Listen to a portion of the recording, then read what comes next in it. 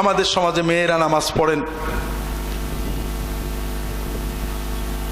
নামাজ শাড়ি পরে পড়েন মেয়েরা, ঠিক না? শাড়ি পরে নামাজ হওয়া খুবই কঠিন।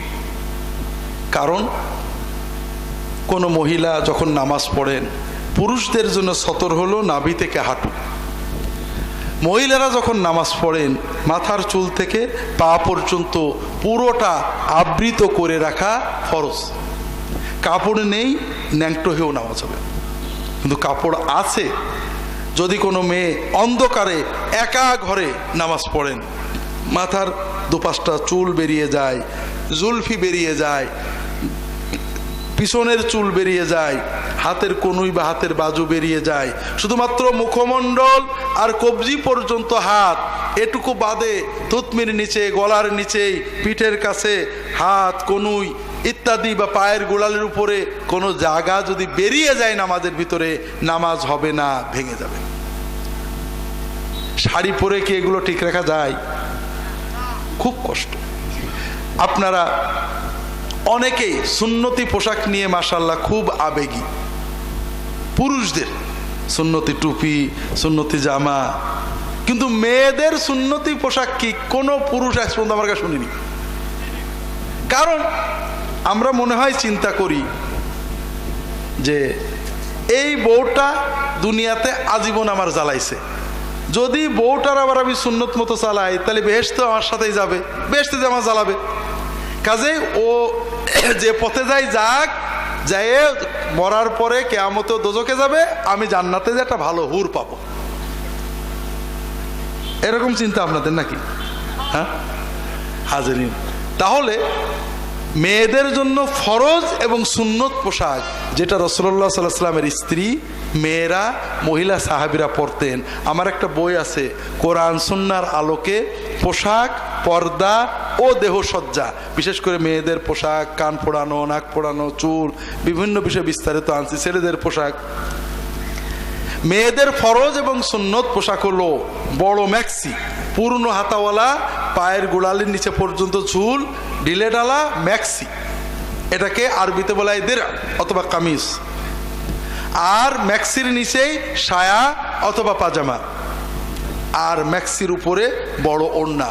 এই তিনটে পোশাক মুসলমান মেয়েদের জন্য সব সময়ের জন্য ফরজ এবং সুন্নত পোশাক। এই তিনটে পোশাক পরে নামাজ পড়লে নামাজ ইনশাল্লাহ হবে। তারপরেও মহিলা সাহাবীরা অনেক সময় নামাজের জন্য জিলবাব বা বোরকা পরে নিতেন। কথা বুঝতে পারেন? কাজেই মেয়েদের প্রতি অনুরোধ, আপনাদের প্রতি অনুরোধ, যে আপনাদের বাড়িতে মেয়েদেরকে, মায়েদেরকে, বোনেদেরকে, আপনাদের স্ত্রীদেরকে নামাজের জন্য অন্তত এই পোশাকগুলো পরতে বলবেন। আরো কথা আছে, আমাদের দেশে শাওয়ালের 6 রোজা পুরুষেরা বেশি থাকে না মেয়েরা? মেয়েরা বেশি দিনদার। আপনারা জুলুম করেন, সুযোগ দেন না দিন পালনের, দিন জানার, দিন মানার, তারপরে দিনের আবেগ তাদের বেশি। কিন্তু প্রশ্ন হলো, শাওয়ালের 6 রোজা ফরজ না নফল? আর পর্দা, ভালো করে বুঝে সুঝে বলেন, পর্দা কি? ফরজ। মেয়েদের জন্য ফরজ হলো পুরো দেহ ঢেকে রাখা। মেয়েরা বাইরে যাবেন, চাকরি করবেন, কর্ম করবেন, সব ঠিক আছে। আমরা যেমন বাইরে যাব, চাকরি করব, কর্ম করব, কিন্তু ল্যাঙ্গট পরে গেলাম, জাঙ্গিয়া পরে হবে? প্যান্ট পরে পায়জামা পরে গেলে হতো না? তবে মেয়েদের জন্য ফরজ হলো দেহটা ঢেকে রাখা। যদি কোনো মেয়ে বাড়ির ভিতরে দূরের আত্মীয়, দুলা ভাই, ভাসুর, দেওর, চাচাতো ভাই, খালাতো ভাই, তাওই, বেয়াই, এদের সামনে যায়, কিন্তু শরীর বেরিয়ে থাকে, চুল বেরিয়ে থাকে, কান বেরিয়ে থাকে, দেহ বেরিয়ে থাকে, হাতের কনুই বা কোনো কিছু বেরিয়ে থাকে, অথবা বাইরে গেছে বোরকা পরেনি, শরীর বেরিয়ে আছে, কান, চুল, হাত, বাজু বেরিয়ে আছে, থুতনির নিচে বেরিয়ে আছে, মাথায় কাপড় নেই, যেভাবে পর্দা ঢেকে রাখা ফরজ, এই রকম কোনো অঙ্গ বাইরে বের করে যদি কেউ বাড়ির বাইরে যায় অথবা বাড়ির ভিতরে দূরের আত্মীয়ের সামনে যায়, প্রতি সেকেন্ডে একটা করে মহা কবিরা গুনাহ ওই মহিলা এবং তার আব্বা আম্মা বা স্বামীর আমলনামায় লেখা হতে থাকে। হাজরিন, শাওয়ালের 6টা রোজা রেখে 60টা নেকি হলো, আর ওই 6 দিনেই বেপর্দা চলে 60,000 কবিরা গুনাহ হলো। লাভ হলো না লস হলো? লস হলো। এখন প্রশ্ন হলো, এই লস করলাম কোনো স্বার্থে না বেকার? কিছু কিছু গুনাহ আমরা করি যে গুনার ভিতরে স্বার্থ আছে। যেমন ওজনে কম দিয়ে 200 টাকা লাভ করলাম, অন্তত গুনাহ হলেও 200 টাকা পকেটে আসলো, ঠিক না বেঠিক? কিন্তু বেপর্দা চলে কি লাভ? বেপর্দা চললে কি রিক্সাওয়ালা ভাড়া কম নেই? স্কুল কলেজে বেতন কম নেই? দোকানদার জিনিসের দাম কম নেই? আমি হিসাবপত্র করে বেপর্দা চলার কিছু ফায়দা দেখেছি। একটা হলো, যেটা একটু আগে বললাম, ফ্রি গুনাহ পাওয়া যায়, বিনা কষ্টে গুনাহ পাওয়া যায়। আরো একটা সুবিধা আছে, আমাদের সমাজে বাবা মাকে ভালোবাসে মেয়েরা বেশি না ছেলেরা? সত্যি কথা বলেন, কিন্তু আপনারা তো জালেম।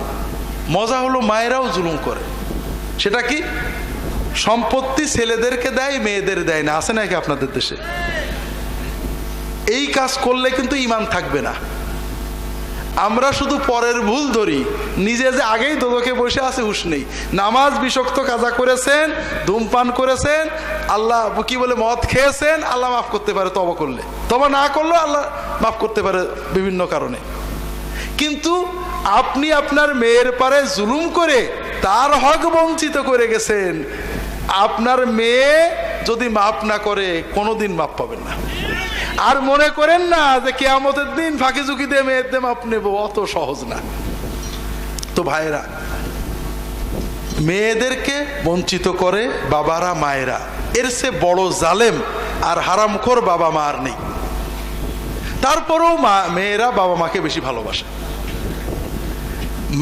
মা জমি দিয়ে যায়নি, তারপরেও দেখা যায় মেয়েটা বাপ মার জন্য গরিব দুঃখীর সৎকা করে। আছে না নেই? আছে। এই যে মেয়ে বাবা মাকে এত ভালোবাসে, সেই বাবা মাকে ফ্রি গুনাহ পাঠানো যাচ্ছে।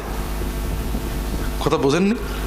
মেয়েরা যখন এই গুনাহগুলো করে, বাবা মার কারণে যেহেতু করে, এই গুনার হিস্সা অংশ বাবা মার কাছে যায়। এটা হলো প্রথম লাভ। প্রথম লাভটা কি? ফ্রি গুনাহ পাচ্ছি। দ্বিতীয় আরেকটা লাভ আছে, এটাও ফ্রি। সেটা হলো আল্লাহর ফেরেশতারা লানত করে, অভিশাপ করে। যখন কোনো মেয়ে বেপর্দা সেজে গুজে কসমেটিক মেখে, খুশবু মেখে, পাউডার মেখে বাইরে যান, আল্লাহর ফেরেশতারা অভিশাপ দেয়। তৃতীয় লাভটা সবাই পাবে না, যার ভাগ্য ভালো।